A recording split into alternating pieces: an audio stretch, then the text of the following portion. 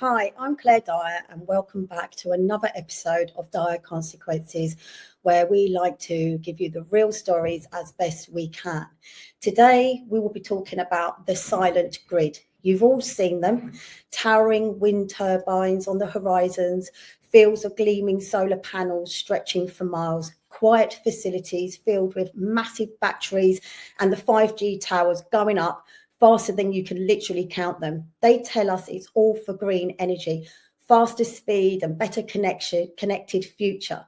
But what if the future is actually wired for control? That this infrastructure we told is saving the planet is actually building a digital cage around us. My guest today is going to be talking about this infrastructure and what people in their communities can do to push back. So I'd like to welcome to the show today, Cassie from the National Residents Association. Hi, Claire. Hi, how are you? I'm well, thank you. How are you? I'm all right. All right. Always nervous. So today I've asked you to come on because there's a lot of work that you've been doing, mainly, I'm saying the West Country, isn't it? And up to the north a little bit. Yes. Yeah. So we've been operating in different parts of the country, and we do have a couple of branches in London. One in Surrey. We've got a Surrey branch. We have an inner city London branch as well. And we've got a couple of branches up in the Highlands, right the way down to the southwest. To start with, tell me why you're called the National Residents Association, because there's a reason for that, isn't there? Yeah, right. So I knew very early on that it was a way to reach the general public. And I thought, well, let's just start in this area and see what happens. But then I thought, actually, no, because I can't just have it working well in one area. It needs to work well in every area. So that's kind of how I started the National Residents Association, so that other people can just pick up what we've done, use the tools, and utilize that in their own area with ongoing support. Yeah, so that each area can essentially set up their own local residency association, and that's kind of what you do, isn't it? You go around, you give talks and hold events to educate people. So tell me what it is that you educate the general public about. Well, a whole variety of topics, I have to be honest. So one of our first missions that we started to move into originally when we started back in 2022, I think it was, we were looking at 5G and the large scale rollout that was happening widespread across the country. And I think a lot of people don't realize what these towers are for. So we wanted to try and stop this rollout because we had concerns that they would be impacting people locally. Number one, not only are they an eyesore, there is concerns that they could be devaluing people's properties. The electricity use from them as well. So it says that one monopole mast, which this one that you've got on the screen is actually what we'd call small cell phased array antennas.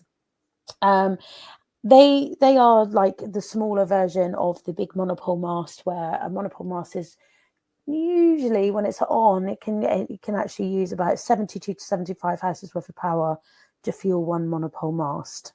So right. That's an unprecedented amount of electricity. When we've been out campaigning to stop them prior to them going up, we talk to people about these factors, and people go, well, I don't want that outside my property. So you're quite surprised. Yeah, because a lot of people are really unaware, aren't they, at the dangers of 5G. And when people talk about 5G, they would put that under the conspiracy theory bracket, wouldn't they? But once you've gone out and started actually giving people the facts that they don't tell us, people are quite shocked, aren't they? Yes. Yeah, they are. We've got a really good blue leaflet that showcases all of the symptoms, but it also enlightens people as to, the voltage, people don't understand. So when we've gone out and tested masts, which we've just started up a YouTube channel. So what we're going to do is start uploading some of our older videos where we've done loads of readings in different parts of the country. And those readings are showing how high these towers can be and what sort of effect that is having on people. So when we speak to the general public about it, they'll say that they've had brain fog, tinnitus, worst case symptoms, nosebleeds, all different, a variety of different symptoms. So, yeah. And that's what a lot of people are not aware of, are they? Because they don't tell you this.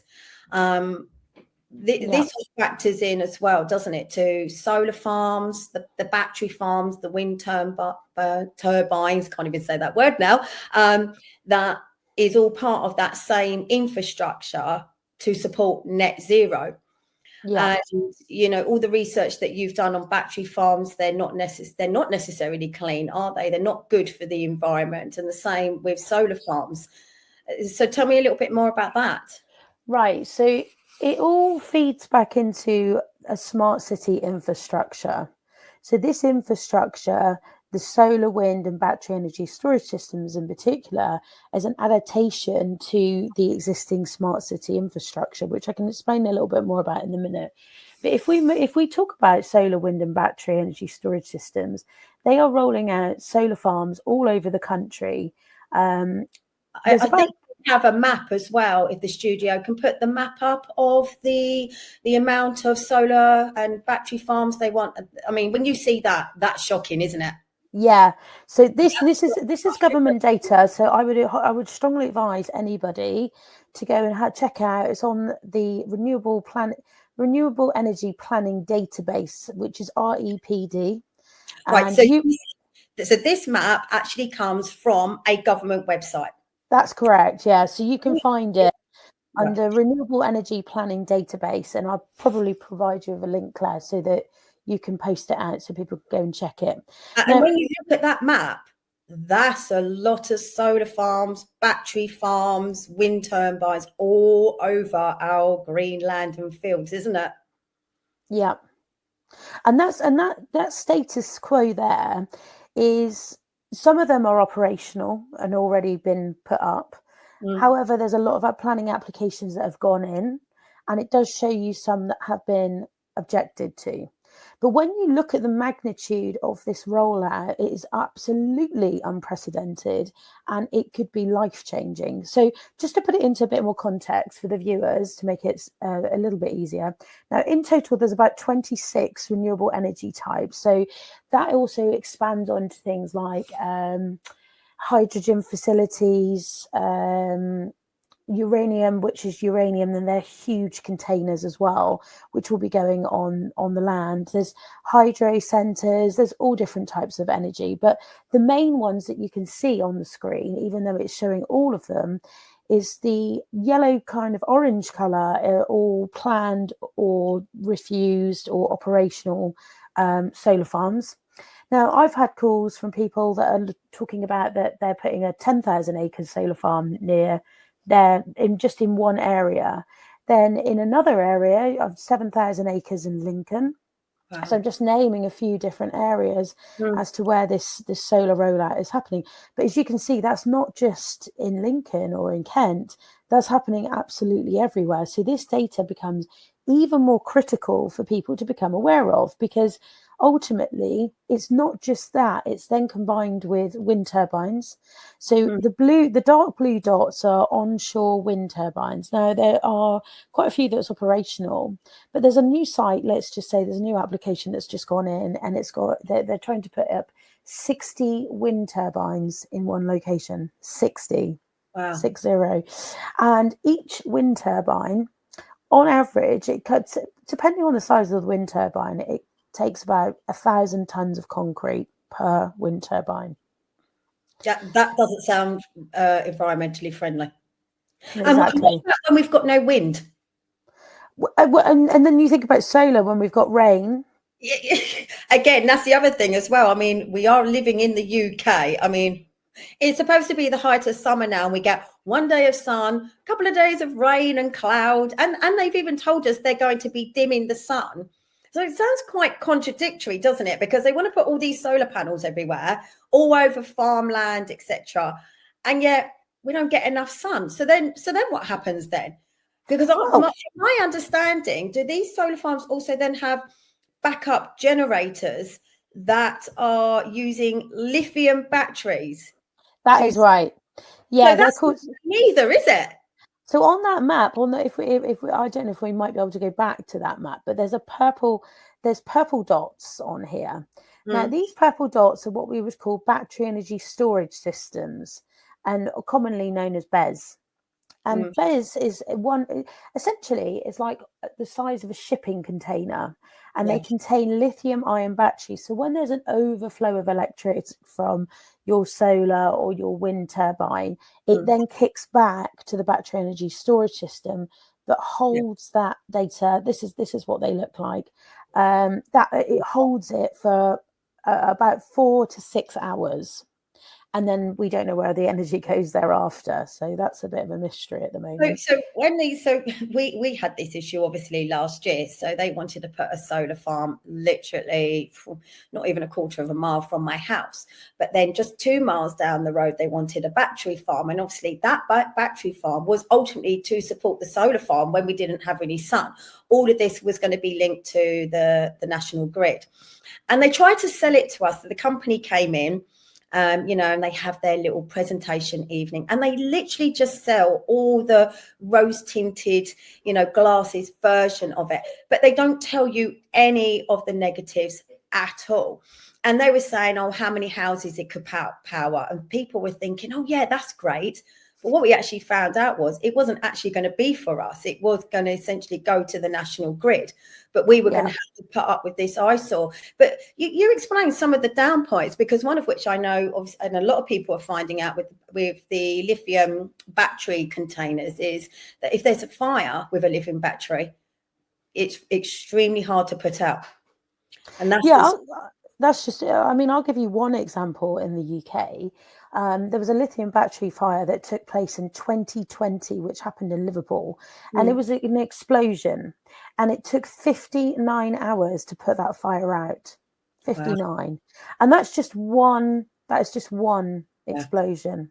Now we're seeing, apparently, according to different sources, it's very variable here, Claire. Now, this is the problem. Some sources say there's been 85 BESS fires worldwide, right? Now, some other sources say there's been about 35. However, recently, the other day, there was a huge fire that happened in Spain with regards to battery energy storage systems. And, we're seeing there's a new planning application for a battery storage site going near a primary school up north that we're pushing back on. So I don't. And that's just one shipping container. One. And also, they don't tell you what the life is, say, of a solar farm, what the life is currently of a battery farm. Right now, they don't actually have the facilities to dispose of these lithium batteries because they're a little bit behind on that. There's a whole kind of array of factors, isn't there? So the life of that solar farm, battery farm, and what is it for a solar farm? It's about 5 years, isn't it? Yeah, it's not very long. Not very long. Battery farm? I don't know. I think it's probably over 10 years, but it's probably, I heard somewhere between 10 and 15 years max. But then what happens to that land afterwards? They try and sell you that it can return to what it was previously used for. But actually, if you choose to do your own research, and this is the problem, people don't do their own research. They trust what they're told. And obviously what they're told is by the company, and the company are obviously trying to sell this to you, and they want to make money out of this. They don't tell you that land actually becomes brown land, do they? And also, you think about long term, which means it can't go back to what it was used for before. Yeah. So the land classification would change on the land use. So anything from it depends on what asset class of like property type it is. But after a certain finite period of time, the classification of what that land can be used for under UK real estate law would change its trajectory. So therefore, if you see this, now what could that land look like in about 20 years' time if it's not used? So from an ecological, possibility, what's that going to look like for the community? What's that going to look like for the land, the wildlife? Yeah. Exactly. So in China, for an example, they are now trying to put, well, I think there was a part of China where they put 300 miles, I think, of solar panels on the sea. So, and then in India, they're putting them over canals. In the UK, we're putting them over fields. It's mad. And from what I read as well, that we actually have enough roof space in this country, i.e. on industrial buildings, etc., to cater for all the solar panels that they would need. So why are they not doing that, and why are they taking the land instead? Exactly. And then why are we building another 1.5 million homes at the same time as doing all of this? So if we're building more homes and we have less place to grow food, what does that look like? Exactly. It seems all very hypocritical to the net zero agenda that they're actually pushing once you actually look into it further. And what do you think all this infrastructure is actually for? Well, they built a smart city infrastructure, and essentially with the fourth industrial revolution, it's all about changing the way that we live our lives. So for the people that don't know what that actually means, is a more evolved AI, artificial intelligence. Lots of people are trying out ChatGPT now, these kind of things to enhance them. But actually, sometimes it's got its benefits and its disadvantages, because what we're doing is we're feeding an artificial intelligence system. Essentially, we are the guinea pigs for it. So that potentially there is that potential that artificial intelligence could start taking over jobs. They're already telling us that about 4 million jobs will be lost because of, I read somewhere, but They won't need us, will they? With all this technology, and they're not gonna need humans to do that work, are they? Some would say that obviously they're pushing obviously solar panels, the lithium batteries, wind turbines, and then the 5G, and also data centers as well. Yeah. That infrastructure, they're pushing it under the guise of net zero, because that's the scaremongering again, isn't it, to make us comply, when actually it is to support the digital system that they want us in. So digital ID, the digital currency, CBDC banking, and smart cities, essentially. Yeah, because everything's going smart. That's right. They need this infrastructure. So what you do is, you obviously, as you said, you set up the National Residents Association, and you pretty much travel up and down the country. I mean, I've never known anyone travel so much, do so many talks, to try and educate people. And you've got one video that's absolutely brilliant. I think it's absolutely great, which we're gonna, hopefully the studio's got now, and we can put that up and then talk about that video. Okay. I love Boris's voice. It's him. It's actually him. It's actually your him. parents, Yeah. your children, your doctor, even your personal trainer. But it takes real effort to conceal your thoughts from Google. Smart cities will pullulate with sensors, all joined together by the Internet of Things. Bollards communing invisibly with lampposts. A future Alexa will pretend to take orders, but this Alexa will be watching you, clucking her tongue and stamping her foot. Doomed to a cold and heartless future in which computer says yes or computer says no, with the grim finality of an emperor in the arena.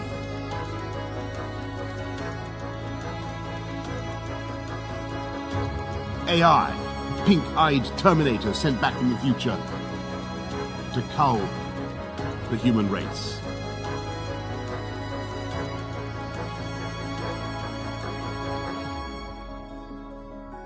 Any scientific advance is punished by the gods.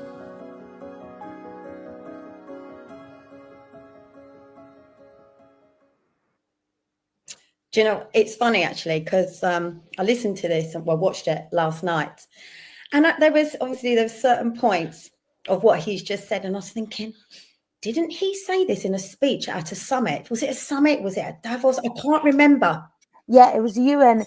It was a UN address. I think it was either in 2018 or 2019. And so I would strongly recommend anybody to watch that. Yeah, because that was him. Because you've put it obviously to your advertisement essentially with all of that. It fooled me for a second to almost believing that it was his voice put together with those words and that he didn't actually say that. But as I said, there were certain bits of it and I was thinking, I remember him saying that. I remember him saying that. Has this all been put together? But actually, it's even worse than that because he has actually said it. So the ex-Prime Minister of the UK has actually told us what their intentions are, and there's still people out there that don't believe it. That's crazy. That's why I made this little 1 minute clip, because I thought we've got to. It's about showing people, you see, and that little clip is supposed to entice people to go and watch the World Economic Forum Explainer video, which you can find on my website. And it's called "Who Runs the World and Where Do They Stand?" You know, so anybody that doesn't really know and wants to learn a bit more about it can go and check that out. But yeah, that's the whole point of it, because people don't believe you unless they see something or hear something. Yeah. And what was also on there, you know, it showed about electric, smart cities, obviously the 5G, ULEZ, LTNs. It literally right there ties everything up. Everything that is happening is all connected. And in that 1 minute, 18 second clip, you have got Boris Johnson telling you everything that they intend to do, that this agenda is real. This is what is going to happen. And if all of it is connected. And as you said, you know, you've talked about devolution, but we can see what's happening, whether it is ULEZ, it's the LTNs, it's changing how the way in which we live our lives for our circumstances and also financially. You've got the ULEZ cameras that do already have facial recognition. They can change the speed cameras at any given moment. The police can use them, which they currently are not at the moment, but they have those capabilities and will. And how do they support this entire infrastructure of facial recognition cameras everywhere, CCTV cameras everywhere, smart motorways, you know, digital ID, digital currency? How do they support all of that with this infrastructure that you're trying to make people aware of and educate? Well, it all goes back to data. So if you think, we have 514 data centers in this country and new applications are going in even now. So it's all about wanting to monitor and surveil you. So if we are now the third most heavily surveilled country in the world, which on average it costs about £7,000 per camera on average, right? So who is paying for that? I think the question is quite clear. Who will be paying for that and what pools of money that will be coming from? So then we have 5G, which is transporting that data back to your nearest data center. So if you want to talk to the general public, you've got to think about things that are pain points, like a problem. So a lot of people don't realize that the digging up of the roads, when a lot of the time they have been putting fiber optic cabling down. So they say they're coming around to do this fiber optic cable. But what's really happening is they needed to speed it up for their smart city infrastructure. And I do follow the One Network site, which people can do. It's a public site. You just put in one. I loved it when you told me that. It was brilliant. I know, it's great, isn't it? Because then you can see every permit and who's put in that permit and what the work is. And I've come across a lot for fibre, a lot, just in my area, everywhere. But you see, this is a good way to get the general public, you see, because when people get annoyed about something, such as the road closures, for an example, because businesses are crumbling because road closures are going on, this is a good way to win over the community about an issue or a multitude of issues that they might not agree with. Yeah. So how do you reach the general public? Because obviously I know you say you do your presentations, events, you have leaflets that are done to catch the general public and for them, to give them that light bulb moment. How do you go about that? Well, a lot of people, what we've gone and done is it's very variable in different areas. So let's just say, for an example, we've got a campaign going on at the moment up north, and they're campaigning against battery energy storage systems. They've had an unprecedented amount of battery energy storage systems. So with this particular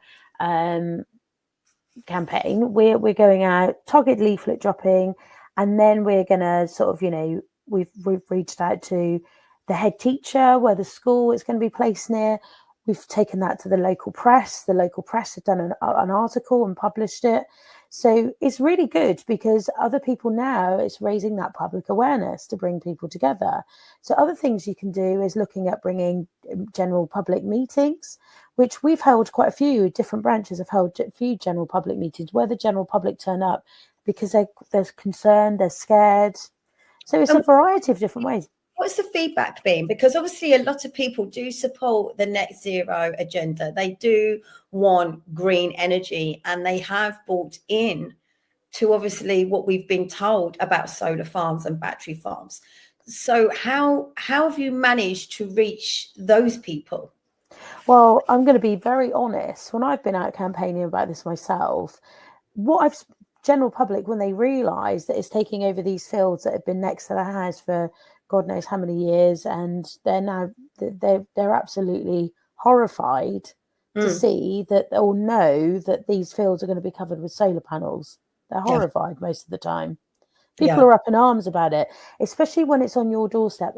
I was just going to say that because it's funny because a lot of people generally across the board don't seem to care or will bury their heads in the sand until it directly affects them. And this is no different. People don't care about that solar farm going up because it's all about, net zero and green energy until it's on their doorstep, and then they don't want it. That's right. And this is where the general public now, this is why that's why I've created a solar, wind and battery energy storage film to show people the veracity of that rollout, because actually that could be a calamity potentially in the making, but if people don't know about it, how can you do anything about it? You can't, can you? It does seem very contradictory, doesn't it? Because sometimes people don't think any further than what they're selling you. And it's only once it is going to be on your doorstep and you think, oh my God, we're going to have all these containers taking up thousands of acres of green land. That's that land ruined, those trees cut down, even for 5G, the amount of trees that are being cut down. It's completely hypocritical, isn't it? Yeah, I mean, if you look at Scotland, and trees for the planet to survive. You can't exactly net zero. It's impossible. And it's like their summit in the Amazon. How much of the the rainforest that they've cut down just to build a road for all the elites to fly in on their private jets and then drive in their massive, diesel guzzling vehicles to go to this summit to talk about how us, the paupers, have got to change the way in which we live our lives, not driving these vehicles, not eating certain foods, to obtain net zero. It is so hypocritical. And I think it takes for people like yourselves to point all of these things out, for people to then actually think about it and realize that it doesn't actually make sense, does it? No, it doesn't. And but the thing is because people are so busy with their own lives, that's the problem. People don't see what's happening around them. So therefore people like you and I talking about these things, enlightening people. That's why usually when we do a campaign, we try and focus it on an issue that will impact local people. Yeah. In some way, shape or form. because once you can get people's attention in their heart, that's when you can win them over. But if you don't, they're not really that interested, you know. So I could go out and say, oh, well, you know, talk about anything really. And if it doesn't infect them, they don't care. So that there's two issues really. First of all, it's to give the public the awareness and show them the other side, the negative impacts. Yeah. But then second is the issue of when, sorry, we have a nice small local airport, which is the hypocrisy of the whole thing. You know, we have ULEZ, and we had a lot of people with non-compliant, well, what he classes as non-compliant vehicles. You know, we're in the countryside, surrounded by fields, farmland, trees, and animals and sheep grazing. And we have one of these. So when the likes of celebrities will fly in and out to our airport in Biggin Hill on their private jets, that's okay. But us who live around here, if your car's non-compliant, oh, tough, you can't go anywhere unless you can afford to change your car, or you're going to take public transport, our very, very poor public transport. I mean, you know, there's so many things that people should go, hold on a minute, this just doesn't make sense. But then a lot of people do. I think a lot of people do question things, but because they think that they can't do anything about it. Right.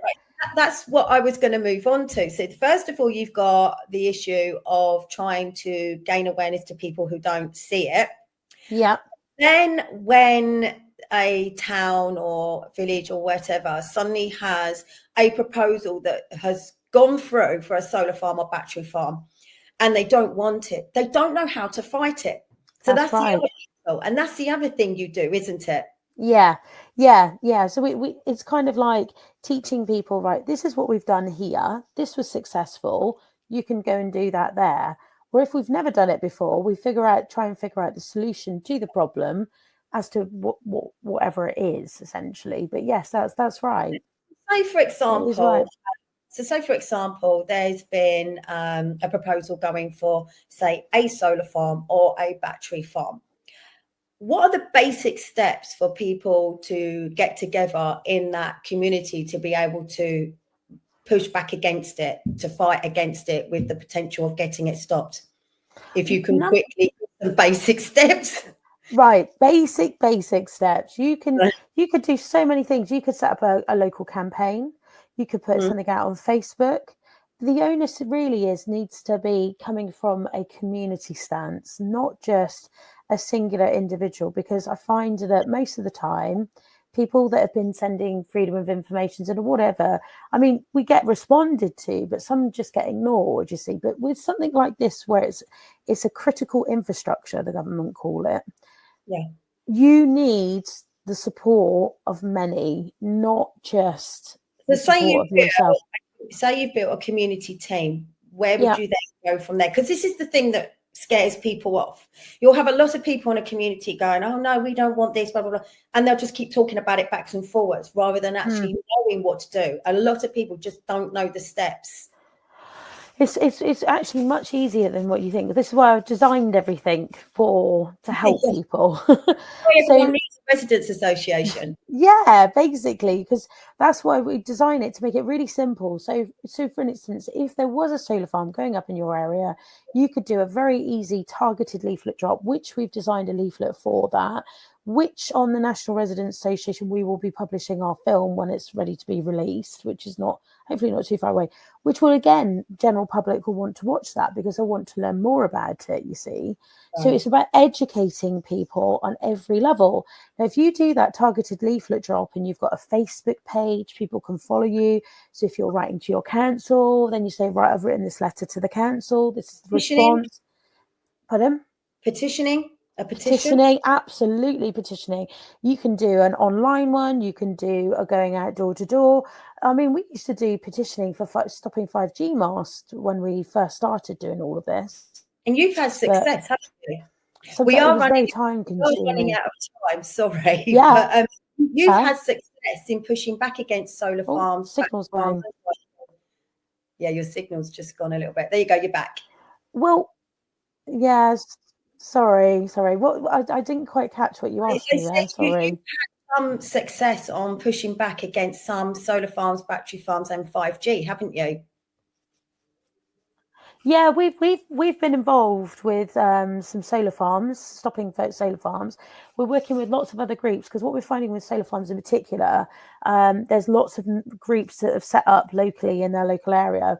But the issue is with that is that they're restricted then solely just to that particular topic. But battery energy storage systems, I think we're going to start seeing some unprecedented stuff in the near future. Like I just mentioned, that with the work that's been done in one location, I think that could set a precedence for everywhere because of it getting out into the press. Yeah.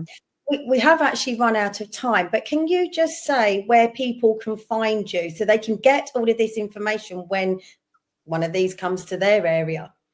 Yeah, no problem. Right. Okay. So you can find me on the National Residents Association. I've got a website and you can send an inquiry through the website. We do have an email address, which is National Residents Association at proton.me. And we have .me. Yeah. And then we have a Facebook page now, which we only set up the other day. And if you want to catch up on some of our videos, we're just uploading some of our old and new videos to our new YouTube channel. And we are on Telegram as well. Right. So your Telegram channel, is that just the National Residents Association? Just the National Residents Association. Yeah. And the website address is? National Residents Association. Yeah, you will find it. So if people put it into Google, they'll find it because there is a whole array of information. So for people who are stuck or want to know a little bit more, all of that information is on there for people to understand what these are actually about and how to push back against them if they suddenly find a proposal's gone in their area. Yeah. Well, I'm sorry to help you. Yeah, I know you helped me in my area with some basics. So, and I don't think we could have done it without you. So thank you. And thank you for coming on and talking to us. We will Thank you for having me. We will have to come back on again at some time because there is so much for you to talk about and we never have enough time to cover everything. So yes, that was Cassie from the National Residents Association. It's .co.uk. So they call it net zero, a future where emissions disappear, where everything is green, clean, but net zero is not achievable, not if you want this planet to survive. Behind the smooth slogans and glossy PR, a new kind of infrastructure is quietly transforming communities and not necessarily for the better, all of which isn't just to manage energy, but to monitor everything.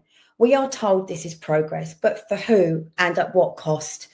Net zero infrastructure is not neutral. It's not always clean. Decisions being made behind closed doors by global interests and investment funds and unelected agencies, while the people who live next to these projects are kept in the dark.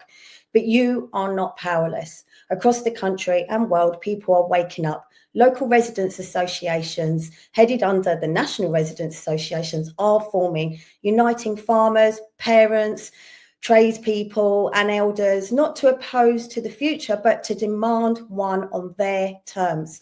Reading the fine print, attending planning meetings, filing objections, organising town halls, educating your neighbours, and in some cases, stopping these projects cold. Because once you understand what's being built around you, once the community is informed, it's no longer a target, it's a firewall. So if you're listening, consider this your call to action. Ask questions, find your neighbours, form a local residents association and push back, because the future is being built right now and we still have time to decide what it looks like. That's all we've got time for today. Thank you for tuning in. I'm Claire Dyer. This is DYER Consequences here on unprecedented.tv. You'll find us on YouTube, X, and soon Rumble. So please follow. And thank you to everyone who already is and for your support. And we'll see you again next week.